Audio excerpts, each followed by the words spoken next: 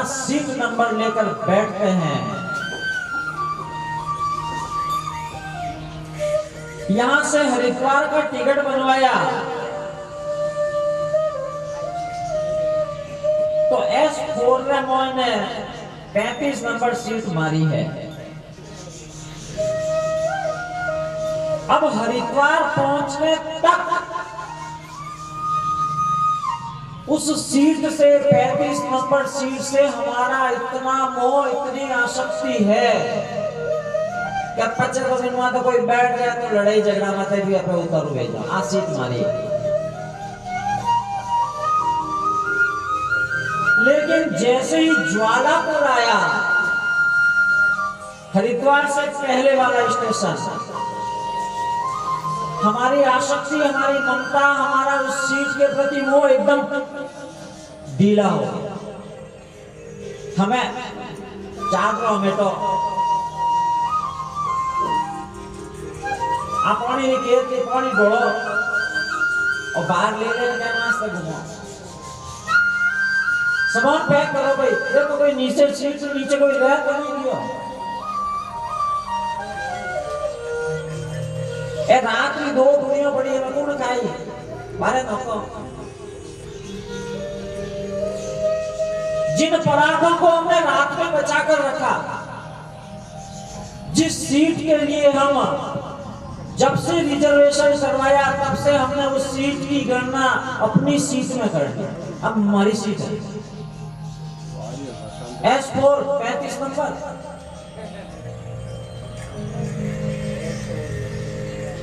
और जैसे ही ज्वालापुर आया, हरिद्वार आया, हमारा मोह, हमारी आसक्ति धराशायी हो गई। हमें भी सीट में कोई बैठो की करो, अपने कोई मतलब नहीं।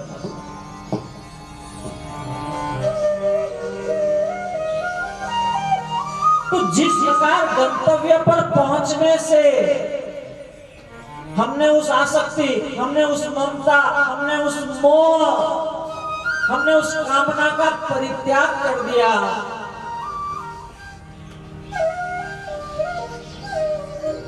बस वही कामना, वही आसक्ति, वही मोह, वही ममता इस जीवन से जिस दिन निकल जाएगी, जिस दिन दृढ़ संकल्प करके हम पहल कर लेंगे, सच मानिए आप गृहस्थ में भी उत्तम कोटि के सन्यासी बन जाएंगे।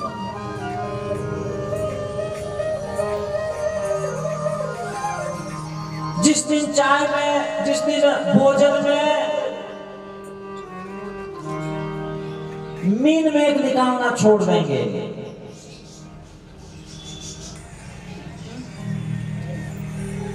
मीन मेघ निकालना छोड़ देंगे, जिस दिन लोक धर्म के व्यवहार के लिए, लोक धर्म के परिपालन के लिए कुछ छोटी सी गणनाओं को अपने से विरक्त कर देंगे, अपने से विभक्त कर देंगे,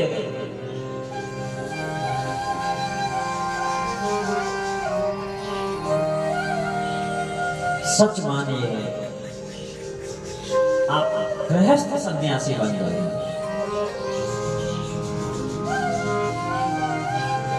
और उत्तम और शांत, सरल, सहज जीवन जीने का एकमात्र सूत्र भी यही है।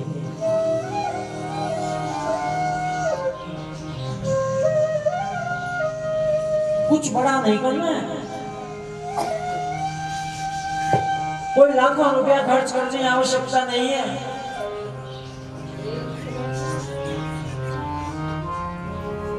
केवल मन को थोड़ा व्यवस्थित करने की आवश्यकता है।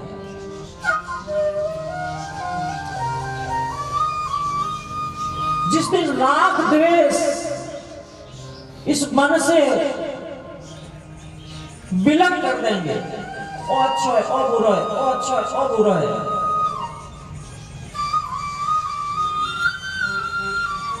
जिस दिन ये अच्छे बुरे का भेद मिट जाएगा, जिस दिन निंदा स्तुति का भेद मिट जाएगा,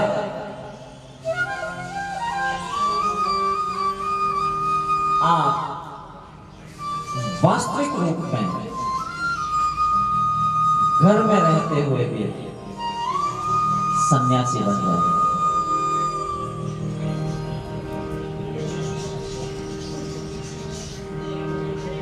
और परमात्मा इसी गीता में आगे कहते हैं कि तस्मात् शक्त सततम कार्य कर्म समाचर अशक्तो आचरण कर्म परम प्राप्नोति पुरुषः। और ऐसा पुरुष, ऐसा जीव जिसने घर में रहते हुए भी आसक्ति, मोह, माया, निंदा, स्तुति, राग, द्वेष, अच्छा बुरा, इन सब का भेद मिटा दिया, इन्हें अपने जीवन से विलग कर लिया,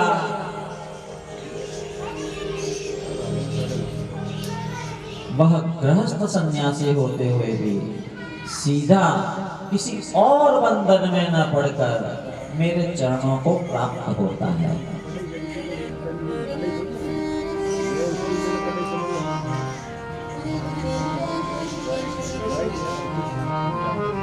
तो गीता का अध्ययन करें, गीता पढ़ें, लेकिन सकाम नहीं। और किसी भी ग्रंथ को पढ़ें, उसके हिंदी अनुवाद को हृदयंगम भी करें। एक नियम बना लिया रोजाना, भाई 12 अध्याय पाठ करूं मैं, रोजाना 12वें अध्याय का पाठ करता हूं, रोजाना दुर्गा सप्तशती में ये करता हूं, भागवत के 2 श्लोक रोज पढ़ता हूं। अरे भैया, ये पढ़ने से कुछ नहीं होगा। उस श्लोक में लिखी हुई बात को हृदयंगम करने से ही कुछ बड़ा होने वाला।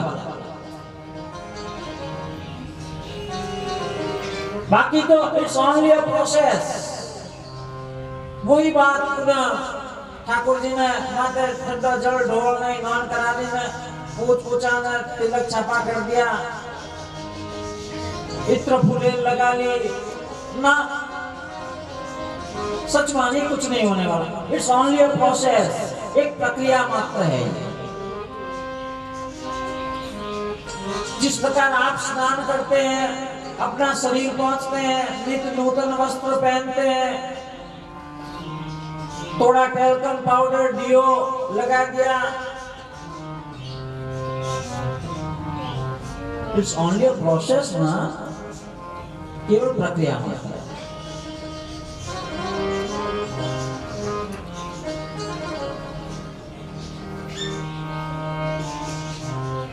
तो परमात्मा के इन भावों को हृदयंगम करने की चेष्टा करते हुए हम कीर्तन करेंगे और फिर कथा के कपाट खोलते हैं। आज सप्तम दिवस पूर्णार्ति का समय आ पहुंचा है निकट, और आप जानते हैं कथाएं बहुत है, लेकिन हम प्रयासरत होंगे कि प्रसंगों को छूते हुए निकले, क्योंकि 7वें दिन की कथा तो खो कर करने आगे बढ़ी जाएगी। तो प्रयास यही रहेगा कि प्रत्येक प्रसंग को छुएं और महत्वपूर्ण प्रसंगों को अपने जीवन में उतारने का प्रयास करते हुए उनका श्रवण करें।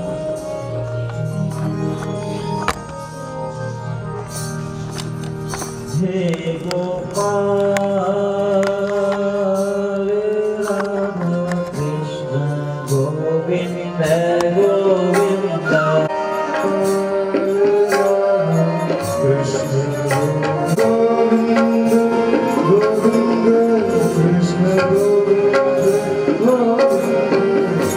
Krishna Govinda, Krishna Govinda,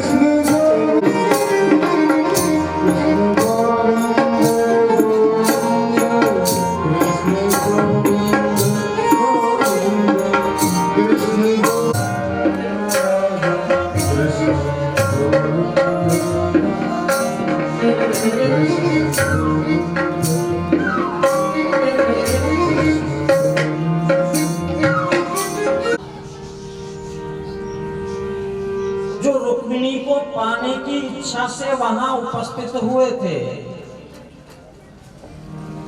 और भाई रुक्मी भी तो यही चाहता था कि मेरी बहन रुक्मिणी का विवाह शिशुपाल से हो। रुक्मिणी जी साक्षात लक्ष्मी स्वरूप है, साक्षात लक्ष्मी ही है। और लक्ष्मी कभी नारायण से अलग नहीं होती।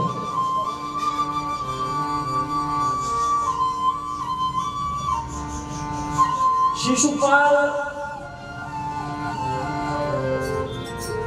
जो कि शिशु है, यदि लक्ष्मी को पाने की इच्छा करनी है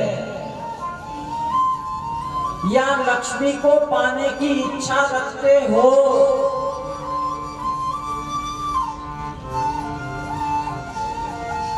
तो मात्रवत आराधन के द्वारा ही उसे पाया जा सकता है।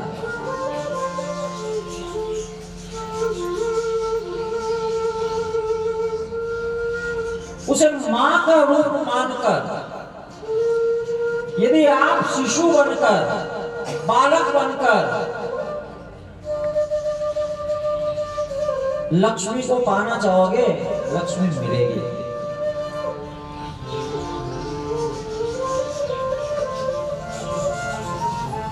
लेकिन यदि आप लक्ष्मी का वरण करना चाहें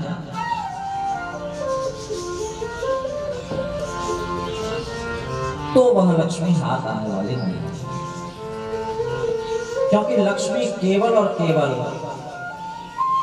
नारायण की है। वह नारायण का ही वरण भी करती है।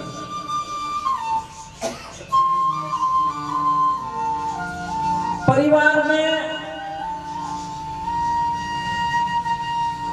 मां, पत्नी और पुत्री, इन तीनों को लक्ष्मी स्वरूपा कहा गया है।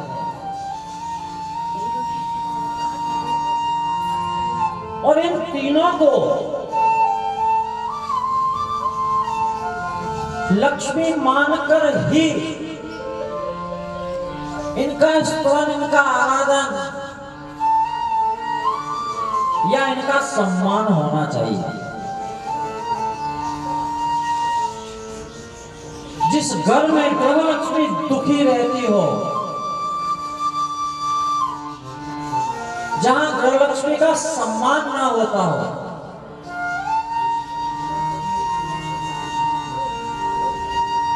ध्यान रखिएगा उस घर में लक्ष्मी का आगमन नहीं होता।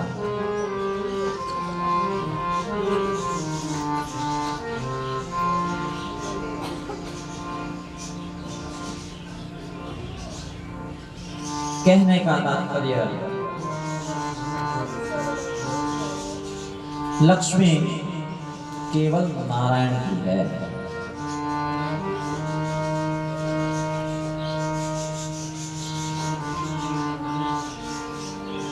और जहां नारायण होंगे वहां लक्ष्मी अपने आप आ जाएगी।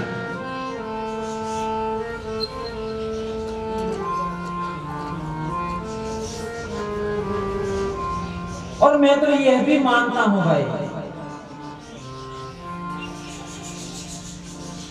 कि अकेली लक्ष्मी का वो महान पतिव्रता है ना,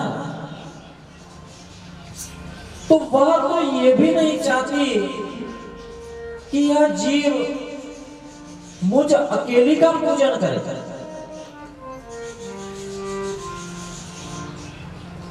दीपावली पर हम लोग लक्ष्मी पूजन करते हैं, केवल लक्ष्मी पूजन ही करते हैं।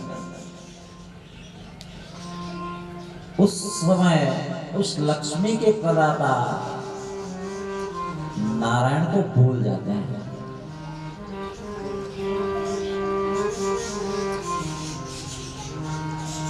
लक्ष्मी अकेली कभी किसी के यहाँ नहीं जाती, जाएगी तो नारायण के साथ। नारायण का अगर आपने आह्वान कर लिया, अपने जीवन को ऐसा बना लिया कि जिसमें नारायण का आगमन हो चुका है, तो फिर लक्ष्मी को अलग से पुकारने की आवश्यकता नहीं रहेगी।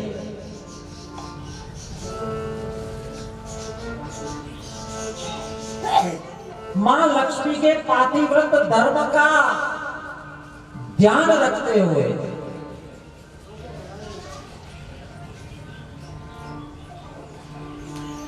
नारायण का भी पूजन साथ में होना चाहिए।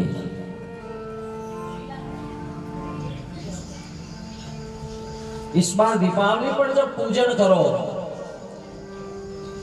नारायण सहित लक्ष्मी जो हो उसका पूजन करके भी देखो,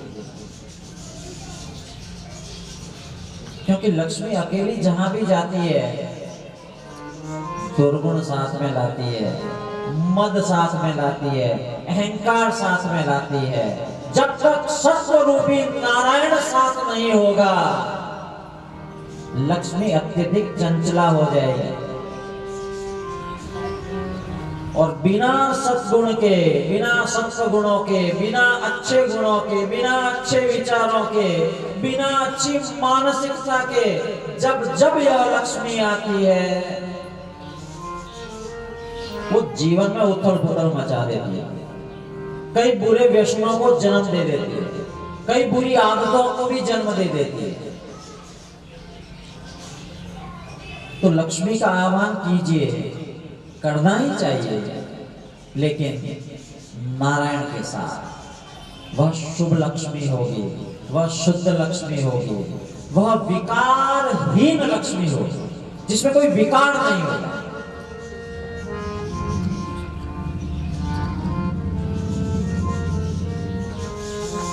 उस लक्ष्मी का आह्वान कीजिए नारायण के साथ। परमात्मा रुक्मिणी जी को लाए थे,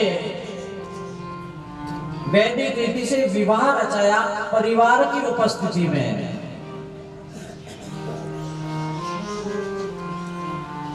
स्वयं कामदेव रुक्मिणी के गर्भ से अवतरित हुए।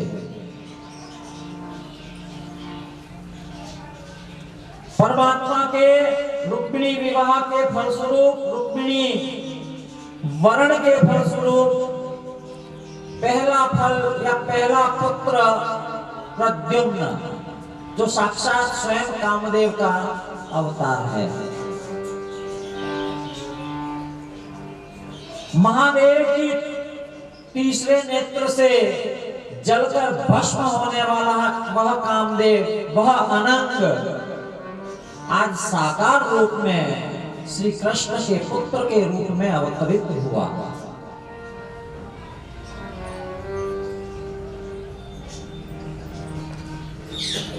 सम्रासुर हरण करके ले गया, समुद्र में फेंक दिया, मछली निकल गई और उसी के भोजनालय में वह पुत्र मछली के पेट में पड़ा हुआ भोजनालय तक पहुंचा, जहां पत्नी इंतजार कर रही है, मायावती उस भोजनालय की अध्यक्षा।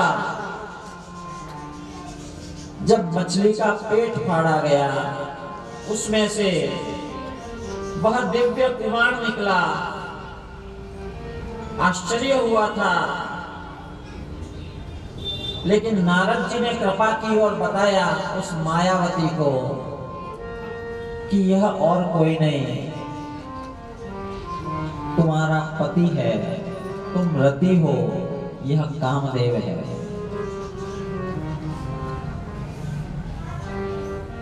वह उसका पोषण करने लगी, लालन पालन करने लगी।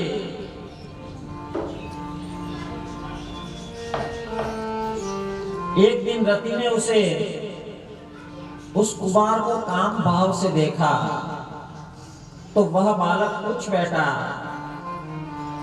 मात्र भाव मतिक्रम्य वर्त से कामिनी यथा, आप मेरी मां है, मुझे काम भाव से क्यों निहार रही है? तब रति ने कहा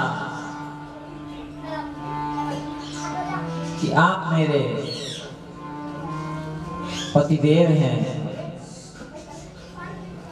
आपको मैंने खो दिया था, आज आप साकार रूप में पुनः अवतरित हुए हैं।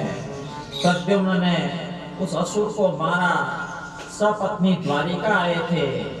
नव दंपति को देखकर बहुत प्रसन्न हुई द्वारिका। नारद जी ने यहाँ भी आकर उन दोनों का परिचय दिया, ये और कोई नहीं, आपका पुत्र प्रद्युम्न और इसकी पत्नी रति है। सत्राजित नामक एक राजा, सूर्योपासना की उसने और भगवान सूर्य से मणि की प्राप्ति की। वह मणि ऐसी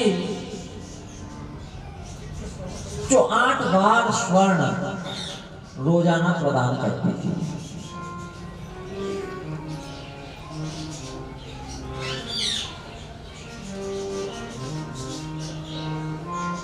भगवान कृष्ण की सभा में जब एक दिन सत्राजित बैठा था, उस मणि को धारण करके, तो एक प्रस्ताव आया कि ज्यादा धन एक व्यक्ति के पास न हो, वह पूरे राज्य की प्रजा के काम में आवे। इसलिए हे सत्राजित, यदि तुम चाहो तो इस मणि को राजकोष में दे सकते। सत्राजित नहीं माना था। भगवान ने भी इस बात को अनदेखा किया, लेकिन कुछ समय बाद ही वह मणि, चूंकि सार्वजनिक उपयोग होना चाहिए, यावत बृहदे जठरम, जितने से अपने आप पेट भर जाए उतनी ही संपत्ति पर हमारा हक होता है, ये श्रीमद् भागवत कहती है।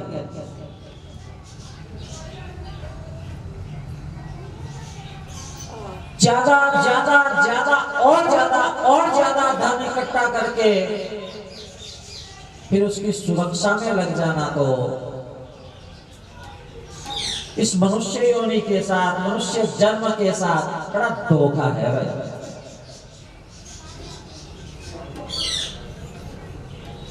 इससे तो जितना बार बड़े परोपकार,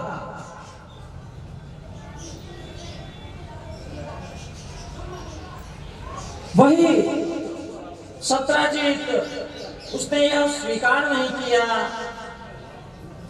घर आया, दूसरे दिन भाई प्रसेन उस मणि को पहनकर आखेट के लिए गया। सिंह ने मार दिया, जामवान ने ले ली उस मणि को, अपनी पुत्री जामवती को दे दी। वह मणि से खेलने लगी। इधर भगवान पर कलंक आया, भगवान पर आरोप लगा कि श्री कृष्ण ही उस मणि को लेना चाहते थे, इसलिए प्रसेन को मार दिया। भगवान इस कलंक को मिटाने के लिए स्वयं उस मणि की खोज में निकले थे। पहुंचे थे उस गुफा के बाहर जहां सिंह के पद चिन्ह थे। गुफा के द्वार से प्रविष्ट हुए, जामवती को खेलते देखा था। जामवान से यहाँ भगवान का भीषण युद्ध हुआ। अंत में पहचाना जामवान ने, चरणों में गिर पड़ा और अपनी पुत्री का हाथ भी परमात्मा श्री कृष्ण के हाथ में दे दिया। भगवान की एक और पटरानी हुई, जामवती। इसी प्रकार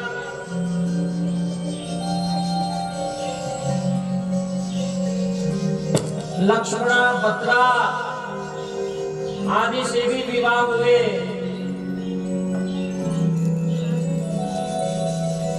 एक बार भगवान पांडवों के यहाँ गए, तब शतधन्वा अक्रूर कृतवर्मा ने मिलकर षड्यंत्र किया, सत्यजित को मारा, अक्रूर जी को मणि दे दी।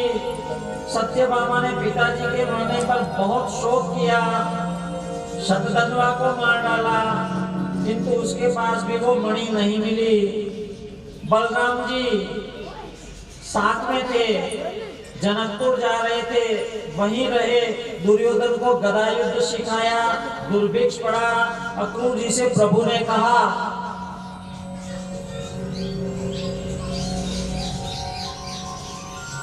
कि मणि आपके पास है, मुझे नहीं लेना, दरबार में सबको दिखा दो, रानियों को तो मुझ पर पूर्ण विश्वास है।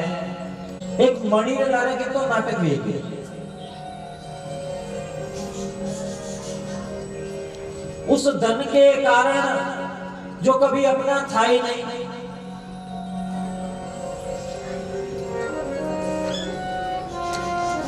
एक सेठ जी से पूछा गया कि धंधा बोली के हेठ जी तो यूं ही करे, कैसे कि वास्तव में लाभ तो क्या है, इनको आशा थी ₹1,00,000 का लाभ होगा, लेकिन हुआ 50,000।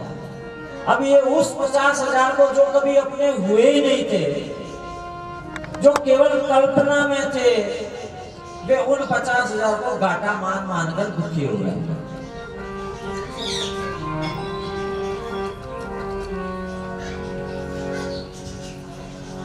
ये तृष्णा देखिए, ये लोभ और मोह की पराकाष्ठा है।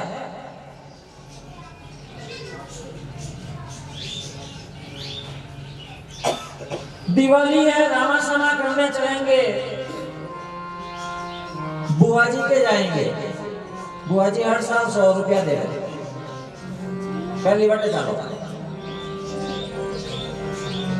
गया, आज बुआ जी ने छुट्टा नहीं है, 50 रुपए दे दिया, तो पूरे रास्ते बिन बात का दुख रहे हो, 50 रुपये घाटो।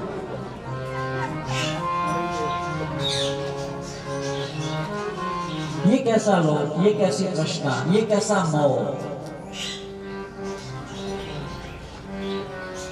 जो मणि इनमें से किसी की नहीं है, लेकिन वह मणि कितना द्वेष पैदा कर दिया सब में, एक दूसरे के प्रति। सब एक दूसरे को संकीर्ण दृष्टि से देखने लगे। कहीं का इना करना तो नहीं है, कहीं का इना करना तो नहीं है वह मणि।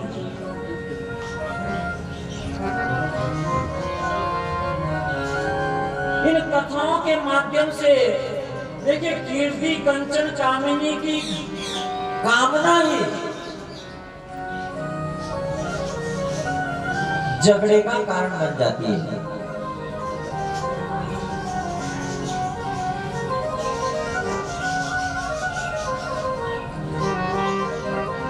ये तीनों चीजें, कीर्ति, कंचन और कामिनी,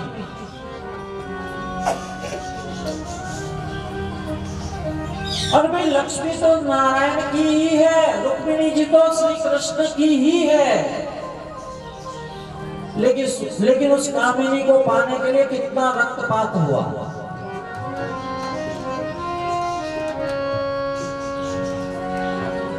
गांधर्व तरीके से श्री कृष्ण को रुक्मिणी का हरण करना।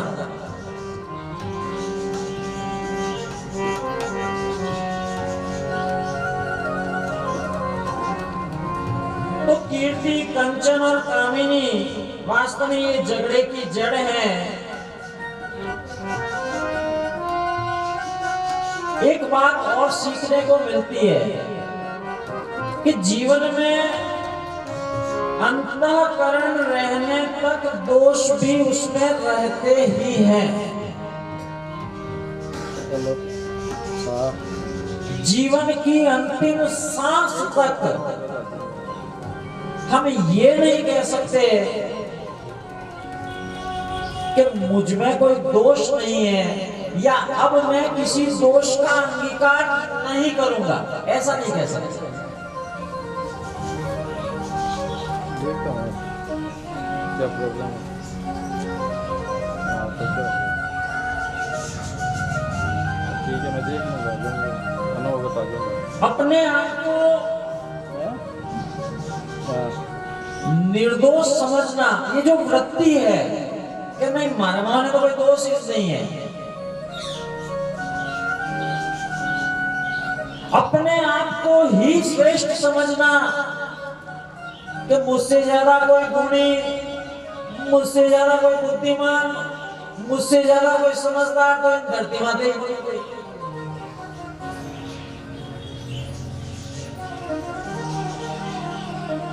हाँ, अपने आप को श्रेष्ठ समझना बुरा नहीं है, बुद्धिमान समझना बुरा नहीं है, लेकिन ये समझना अवश्य बुरा है, आपको अहंकारी बनाता है कि मैं ही श्रेष्ठ हूं, मैं ही निर्दोष हूं, मैं ही ईमानदार हूं।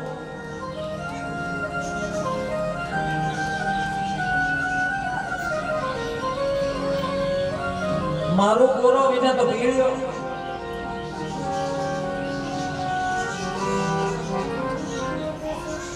ये समझना वास्तव में आपके जीवन को अहंकार युक्त बना देता है।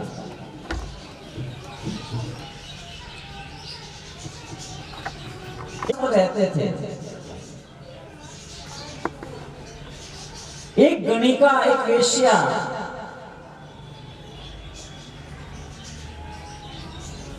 जो सामने की बिल्डिंग में रहते थे, वह रोजाना उन संत को देखती और अपने आप को दोषी समझती थी कि बाप जी इस संत का जीवन कितना अच्छा है, ये नित्य परमात्मा का नाम लेता है और मेरे प्रारब्ध न जाने कैसे हैं कि मुझे अपनी देह बेचनी पड़ती है। इस बात का उसे हमेशा गम रहता है।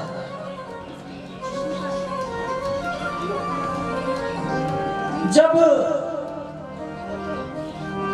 वह पानी की भरने के लिए जाती थी,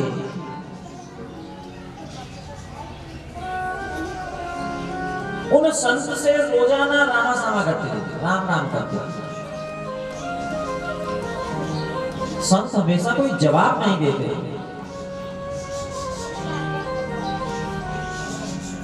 एक दिन बीता, 2 दिन बीते, 4-6 दिन बीत गए, लगभग 15-20 दिन बीत गए, संत के दर्शन नहीं हुए।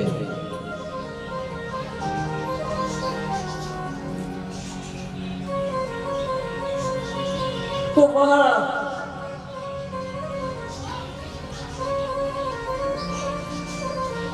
उनकी तलाश में उनकी कुटिया तक पहुंच गई। शिष्य सेवा कर रहे थे, आज फिर राम राम हुई और संत से वही वाला रोज वाला प्रश्न पूछा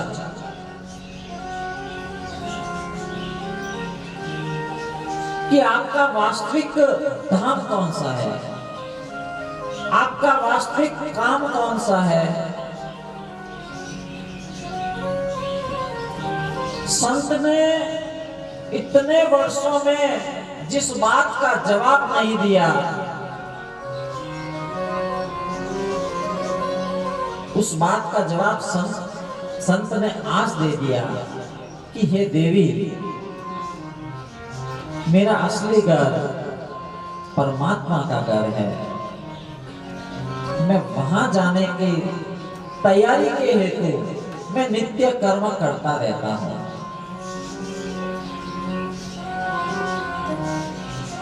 उस देवी ने तुरंत कर कहा, जब यही उत्तर था तो मुझे आप तो पहला दिन ही कह देता।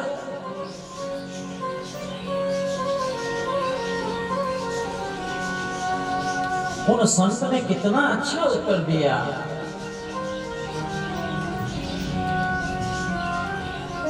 कि अब मेरे जीवन की सांझ ढल गई है, अब मैं इस बिस्तर से उठ नहीं सकता, मैं परमात्मा के घर जाने की तैयारी कर बैठा हूं। कुछ घंटों में या कुछ दिन में मैं परमात्मा के धाम को अवश्य प्राप्त कर लूंगा। हाँ, इतने दिनों तक मैंने तुम्हारी बात का जवाब क्यों नहीं दिया, या मैं तुझसे संभाषण क्यों नहीं करता था? तो हे देवी, यह मेरी देह, मेरा शरीर तब सक्षम था। मैं अपने कर्तव्य से चुप न हो जाऊं, मैं अपने उस लक्ष्य से भटक ना जाऊं। हो सकता है तुम्हें तुम्हारी इंद्रियों पर पूर्ण भरोसा हो,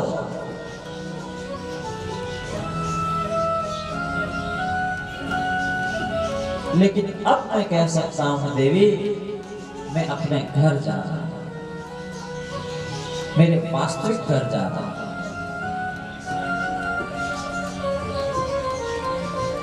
कहने का तात्पर्य, जीवन में या जब तक जीवन है, इस अंतःकरण में, इस बुद्धि में, इस मन में विकार आएंगे ही नहीं, ऐसा मानना सबसे बड़ी भूल है।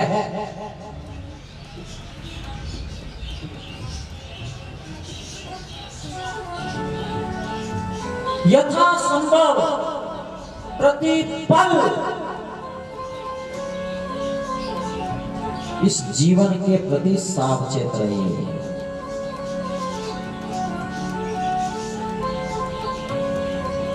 अजामिल का जीवन तो बहुत सुंदर था ना, केवल कुछ पल के लिए जीवन में पहली बार उसने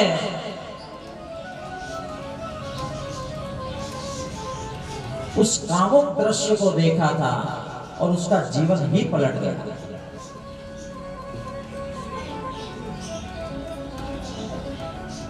जीवन के अंतिम पल तक इस अंतःकरण में दोष प्रविष्ट हो सकते हैं। इस किले को मजबूत बनाए रखिएगा। उस संत के कहने का तात्पर्य ये था।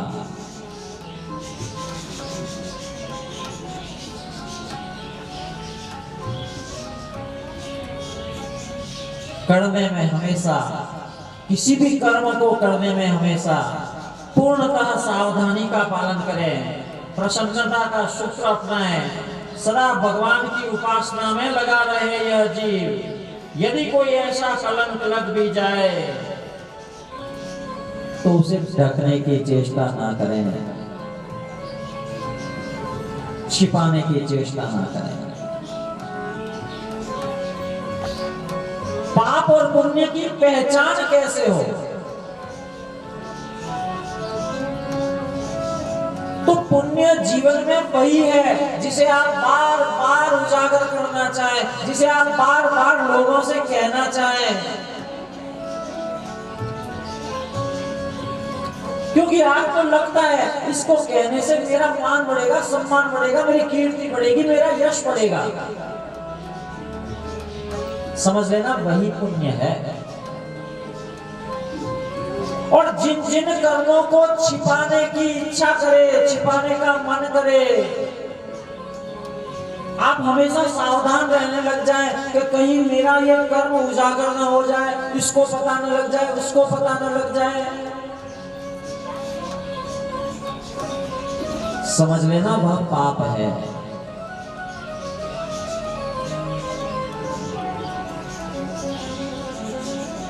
और शास्त्र कहते हैं पापों को उजागर कीजिए और पुण्यों का गोपन कीजिए, छिपाइए। अपनी साधना, अपनी उपासना, अपने व्रत, अपने उपवास, अपना दान, अपना परोपकार, जो भी आपने किया है, यथासंभव उनका गोपन कीजिए, उन्हें छिपाइए।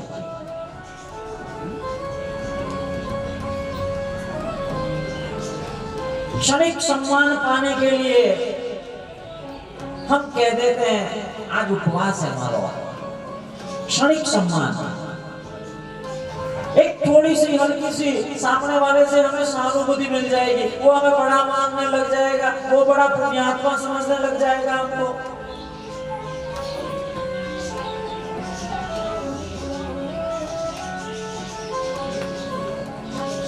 चार महीना 6 महीना साल भर में एक बार मंदिर जाओ, और बहन मैंने क्या था मंदिर गए थे,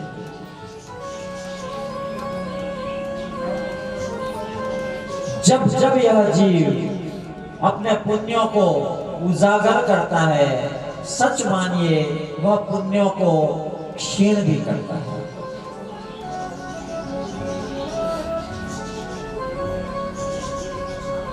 आगे सुखदेव जी बताते हैं कि भगवान ने यमुना तट पर आराधना करने वाली उस कालिंदी को भी अपनाया। साधनारत थी वह युवती, तो भगवान ने अर्जुन को भेजा कि भाई अर्जुन जाकर पूछो वह किसकी साधना कर रही है, किसका तप कर रही है, किसे पाने के लिए इतनी भारी तपस्या हो रही है।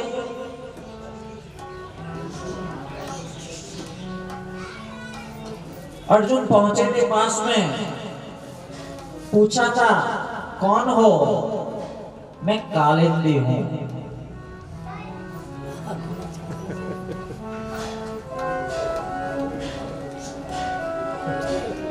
यमुना सूर्यपुत्री, वो भी भगवान का वर्ण करना चाहती है। भगवान ने कालिंदी का वर्ण भी किया है, और यमुना भी आज पटरानी बन गई है। आइए उस यमुना महारानी का भी स्मरण करें, उस कीर्तन के माध्यम से, जहां यमुना मैया आपको कारी कारी नजर आती है, जबकि सच में हाँ यमुना कारी जरूर है, कारी जरूर है, सांवली है, श्याम वर्ण है, क्योंकि वह श्याम वर्ण में, श्याम रंग में रंगी हुई है। अपने प्रियतम का वर्ण स्वीकार कर लिया, जिसने अपने आप को प्रियतम के प्रेम में इस प्रकार मिला लिया कि खुद भी श्याम वर्ण हो गए। तो यमुना मैया कारी जरूर है, लेकिन उसका जल जो है उसमें कहीं खारापन नहीं है, ध्यान रखना। अपन कहते ना यमुना मैया खारी खारी, ना ना खारी खारी नहीं है, वो बड़ा सुस्वादु जल है। मेरे ठाकुर, मेरे प्रभु श्रीनाथ जी आज भी यमुना जल का ही सेवन करते हैं।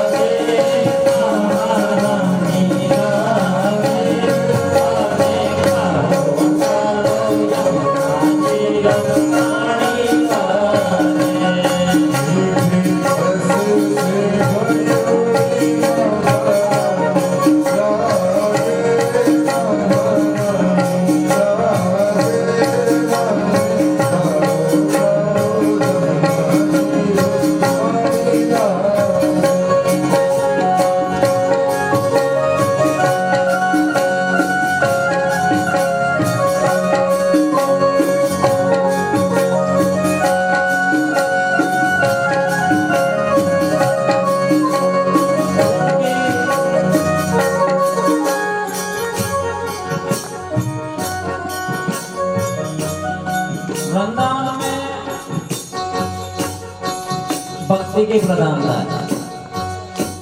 और भक्ति की प्रधानता भी कैसी कि वहां के निवासियों को या यूं कहें पूरे ब्रजमंडल में सबके मुख से एक ही नाम निकलता है, राधे राधे। रिक्शा वाला, दूध वाला, पेपर वाला, दुकान वाला अपन ऐसे जो को नहीं कह रहे पैसा साइड लो, ओ पासा साइड लो, कोई औरत नहीं, कोई आवाज नहीं, एक ही बात राधे राधे।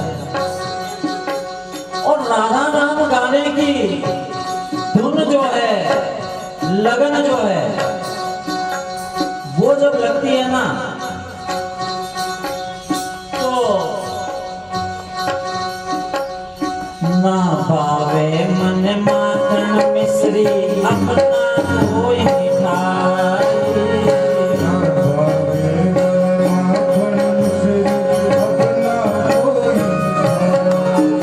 हमारी जी बढ़िया में भावे राधा नाम मलाई।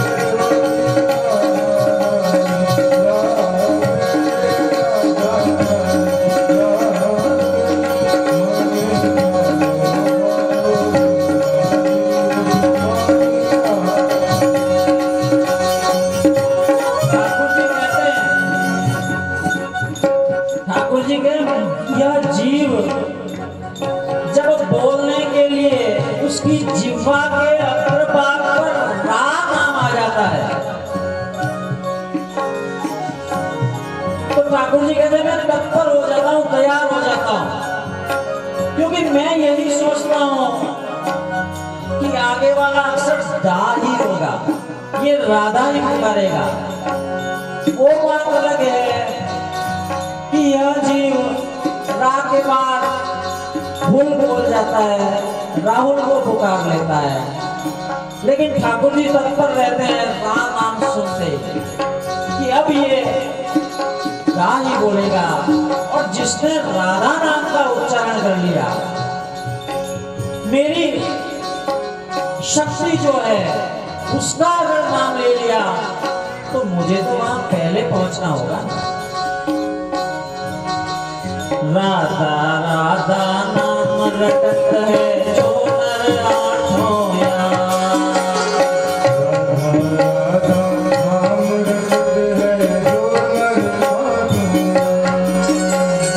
उनकी बाधा दूर करत है राधे राधे नाम, उनकी बाधा दूर करत है राधे राधे नाम। और एक साधक के जीवन में जब राधे नाम का सुमिरन वह करने लगता है तब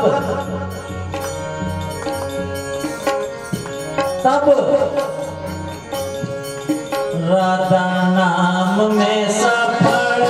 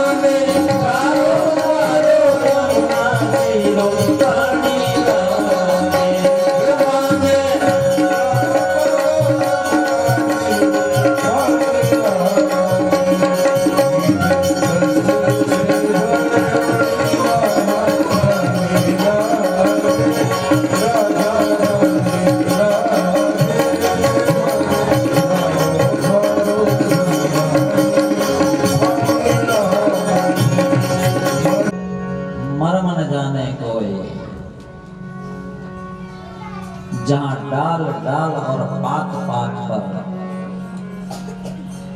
राधे राधे हो।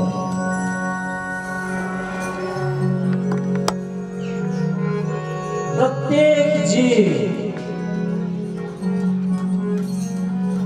उस ब्रज की धूल का एक एक जर्रा राधे कृष्ण ही पुकारता रहता है। जिसे अपने जीवन में एक लंबे समय की साधना के बाद भी कुछ स्फूर्णा नहीं हुई,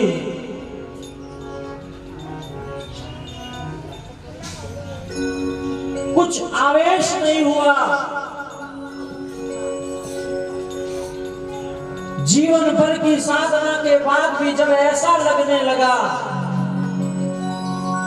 कि मैंने साधना नहीं केवल श्रम ही किया है, वह साधना फलीभूत क्यों नहीं होती, उस साधना की स्फूर्णा क्यों नहीं आती।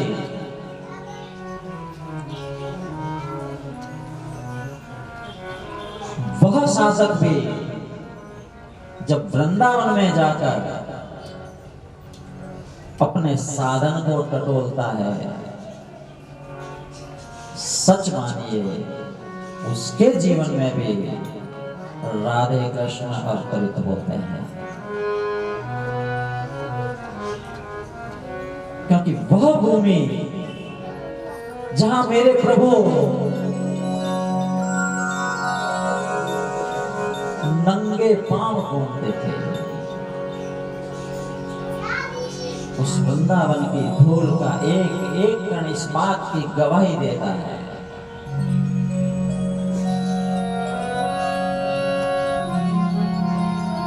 और परमात्मा की आह्लादिनी शक्ति राधा जी, जिनके बिना परमात्मा एक कदम भी आगे नहीं बढ़ा सकते,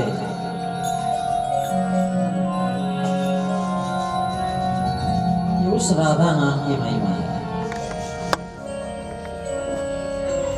ये बात अलग है कि श्रीमद् भागवत में कहीं भी राधा जी का प्रसंग नहीं है, राधा जी का नाम नहीं है,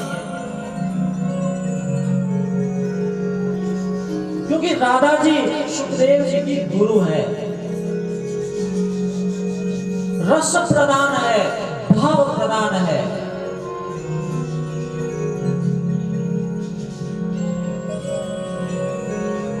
सुखदेव अपने गुरु राधा जी का नाम लेने मात्र से 6 माह की मूर्छा तक में चले जाते हैं। इतना रस, इतना भावपूर्ण उनका व्यक्तित्व है, उनका सौंदर्य।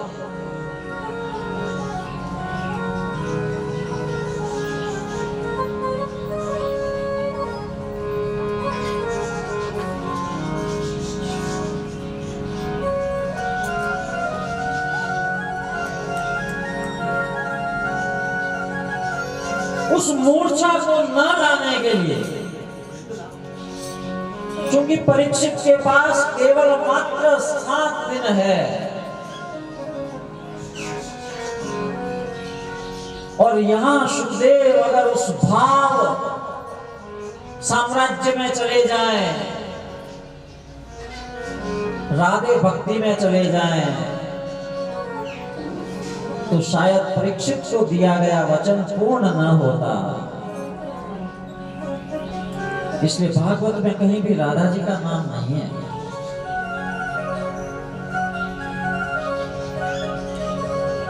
क्योंकि परीक्षित को दिए गए वचनों की पूर्ति के लिए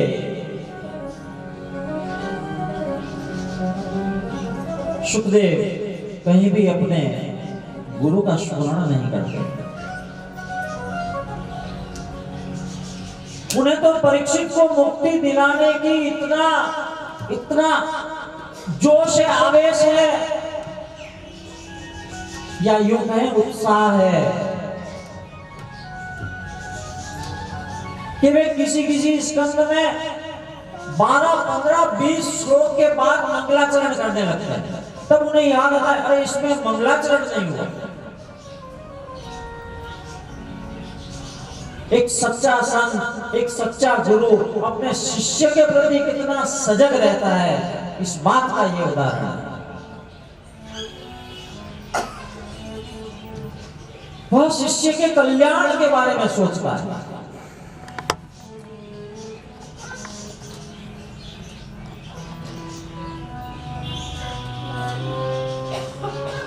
मेरे प्रभु ने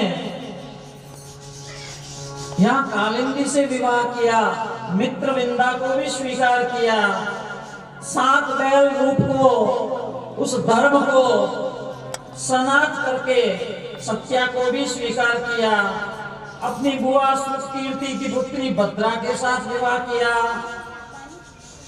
तो रुक्मिणी, सत्यभामा, जामवती, कालिंदी, मित्रवंदा, सत्य, लक्षणा और भद्रा, ये 8 परमात्मा की पटरानियां बनी।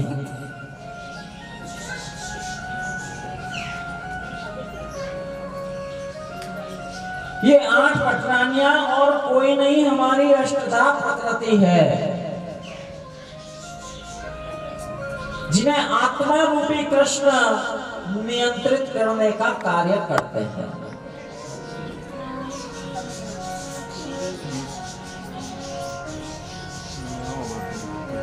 उपासना कांड की 16,000 ऋचाएं,